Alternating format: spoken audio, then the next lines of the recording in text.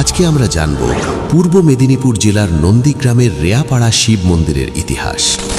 আজ থেকে প্রায় ৬০০ বছর আগে মনসা মঙ্গল কাব্যের চাঁদ সদাগর বণিক উৎকল অর্থাৎ ওড়িশা থেকে বাণিজ্য করতে যাবার সময় এই অঞ্চলে নোঙর করেছিলেন বিশ্রাম নেওয়ার জন্য। তখন এলাকাটি ছিল জঙ্গল ও জলাকীর্ণ।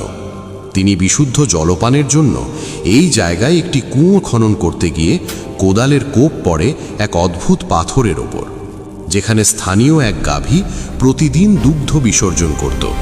ওই দিন বণিকের ওপর স্বপ্নাদেশ হয় সূর্য উদয়ের আগেই এক রাতের মধ্যে এখানে মন্দির বানাতে হবে এবং সেই মন্দির নির্মাণের দায়িত্ব গিয়ে পড়ে স্বয়ং বিশ্বকর্মার ওপর।